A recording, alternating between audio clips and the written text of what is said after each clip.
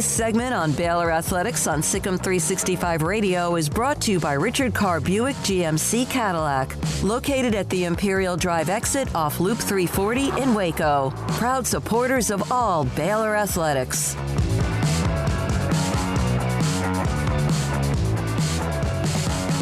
He played the game. He was a quarterback at Baylor, and he's been a longtime color analyst on the Learfield IMG radio broadcast as well. J.J. Joel, who listens to us on SicEm365 Radio, and also we're a fan of his work as well, joins us on SicEm365 Radio. J.J., everyone looks at the negative, and we just had, in fact, Paula just said, hey, can you guys say some of the positive things? And we brought up the defense and a couple of other things as and well. And the tight end touchdown. And the tight end, yeah, they found the tight end in the passing game the first 2 weeks. That's right. If you were a quarterback and you saw what you saw Charlie was facing, is it the lack of a running game? Is it the fact he had no time to throw, or was he just not having a very good day? David, I appreciate you guys having me on, and that's a great question. I think it's a combination. If you look at the game, this is the first opportunity to take this offense against what I'm going to call a Division I Power 5 opponent. And I mean that with no disrespect to Kansas, but they're rebuilding their program. So what they found out is they were going against a team that defended us tough last year. Charlie was not that sharp. He was solid, but not sharp, and we saw that. Everybody saw it. The offensive line had issues blocking. Darius Steele and Tony Fields had a great day. And then also you could tell it's the first time under stress that Coach Fedora has had to figure out, okay, what can I get these guys to do? So as you look at it, it was a combination, Smoke. It was just a combination of, we couldn't get the ball. We couldn't run it. When we threw it, we got sacked 6 times. And then on top of that, they were winning the battles, the one-on-one battles, whether it was in the secondary or up front. They were winning them. How much of this, they haven't really gotten Tyquan Thornton loose yet. They're not throwing a lot of deep routes. Is that a function of the offensive line, or is that a function of also Larry Fedora's offense is not like Brow's offense when they threw deep a lot? It's more West Coasty in that regard. Yeah, you're exactly right. There is a significant difference. If you remember when we played them in the bowl when he was at North Carolina, it's a significantly different offense. They're going short quite a bit. He likes to run option routes off the middle with those slots. He likes to get a bunch of crossers. I'm trying to remember how often I saw Browns run a crosser. It's usually a deep crosser. It's a different offense. It's a lot more east-west, and they haven't figured out how to get Tyquan loose. Now, here's part of it as well. I think Coach Fedora has to really start figuring out how to use Charlie. It's great to have Charlie in the pocket. He can do it. But to have a guy deal the ball from the pocket, it takes a RG3 arm, a Bryce Petty arm, a Seth Russell arm, to do it and do it consistently and do it over and over. And Nick Florence did it. He's not the strongest arm, but he did it. So I think Charlie's best game is to speed up the game and get him moving. For some reason in his brain, he plays better football when he is, I'm not going to call it helter-skelter, but in the sense that he is actively moving and in the game. So it'll be interesting to see, what happens over time. But I think Charlie's game is slightly different, and he's going to have to figure out how to best use it. JJ, even with the troubles on offense and the troubles on special teams, they still went to double overtime, and the defense obviously played a huge role in that. Did you suspect at all with them replacing starters, even though there was experienced guys coming back because Rule and them played a lot of guys? Did you expect the defense to be playing at this level this early on? Man, hey, I'm as surprised as anyone. If I was a betting man, I would have took it to Vegas that the offense was going to have to score 28 a game to keep us, our head above water. But I'm not a betting man. Yeah. I'm surprised, but I probably shouldn't be. Why? Because Rule left a fabric, a culture of, he left guys who are tough. And these guys that you got to remember, a lot of these guys, not all of them, a lot of them did experience the 1-win season. Not all, but a lot. And you got Terrell Bernard, you got, Dylan Doyle transfer, you got William Bradley King, who's a transfer who has experience, Raleigh Tejada. And man, these guys play fast, they play hard. The violence and the speed has not changed. That is what is really kind of evident up front. So man, it's been great to see, and I hope that we need it to keep going because it looks like it's going to take the offense just a little bit longer than we thought. Okay, so they had the issues with the offensive line, and they couldn't play, and one of the reasons the game with Houston was canceled. And then 3 of them couldn't play last week, 1 suspension, 2 because of COVID. They obviously weren't in sync, cohesive, or just overmatched against West Virginia. So they have these 2 weeks, although they have had enough delays. But will these 2 weeks, JJ, allow them, is it enough time to allow them to have reps, cohesiveness, chemistry, and time for the game with Oklahoma State? Yeah, I mean, it will. I mean, practice is always good, especially after you just got your butt kicked. You know, let's be frank. I've been part of a bunch of butt kicks. I've got my butt kicked a lot. So I mean, it's really good, but this team needs to play.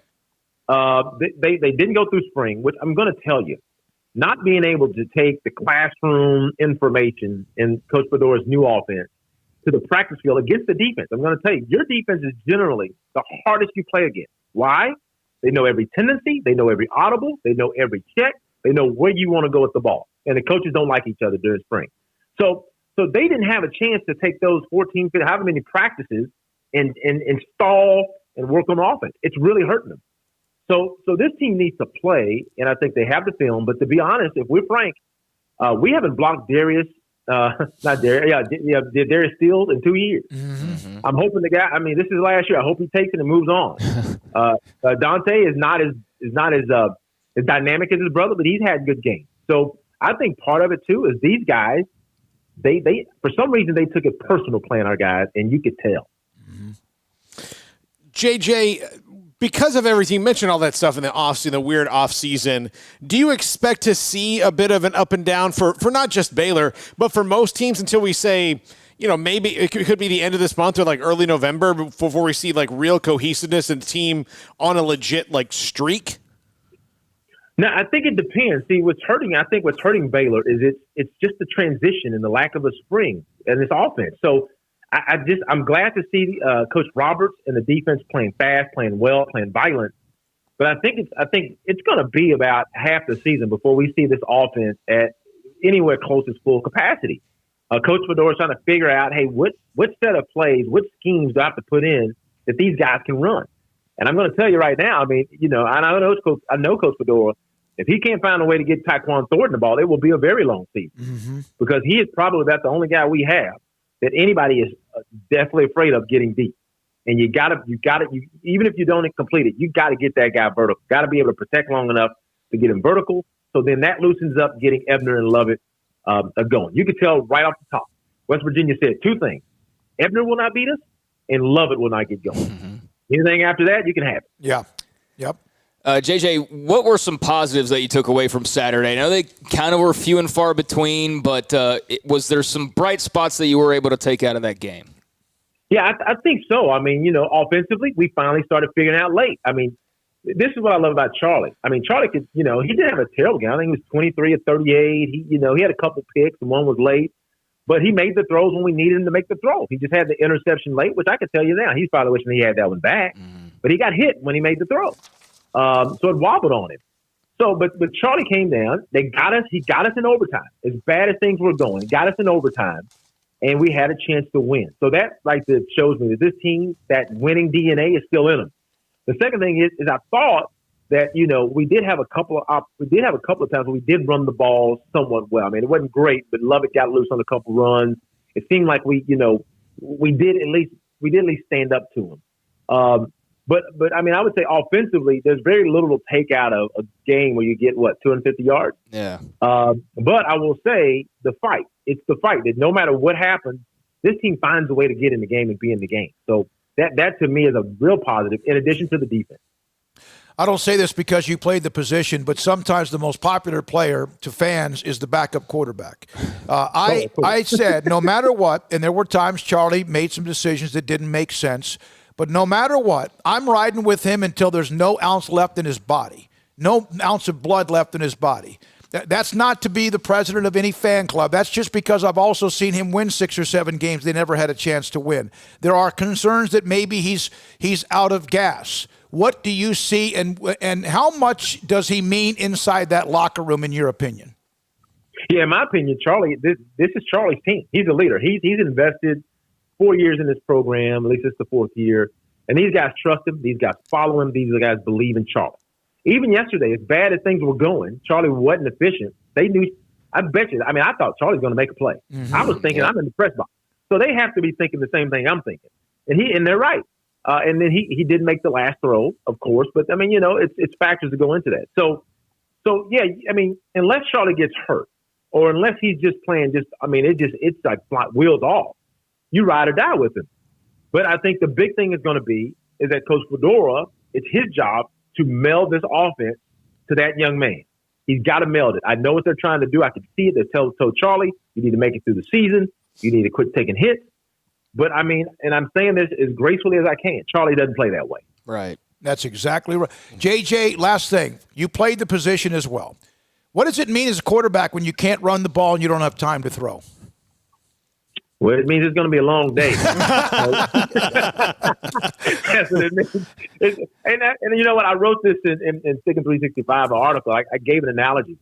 I said, a quarterback typically knows when you can't block a couple of guys. And I'm not saying that just to say that sometimes you can have a couple of guys that for whatever reason, they just have the advantage. I don't know if it's because it's just a matchup, but Charlie felt the sting from the Steele brothers last year. And unless something significant happens from year to year, you know it's going to happen. I made an analogy where we played UT my junior year. I'm sorry, my sophomore year. And then we came back and played them again my junior year. I may have it wrong. Maybe redshirt freshman and junior. But anyway, sophomore. But Tommy Jeter and I forget Shane Dronette. They were top 2 or 3 draft picks from Texas. We couldn't block them the year before. And we were getting ready to play them again. And actually, the reason we won the game the next year in 91, I'm comparing 90 and 91, Robin Jones and Santana had great days. But we didn't block them in 91. The reason we won in 91, 21-11, is because our defense won the game.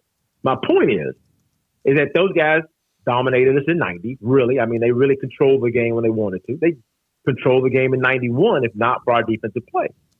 So I had a feeling that we were going to have trouble blocking those guys. I just thought that with the veterans there, we would find a way to scheme up a few opportunities that didn't come to fruition. But in any case, I'm encouraged because I believe that the offense will only get better. If you would have told me today that the defense was going to be playing like this, oh man, I'd be like, well, we're golden good, right? So I'm really encouraged because the defense is playing well. JJ, thanks for being a part of the show as always.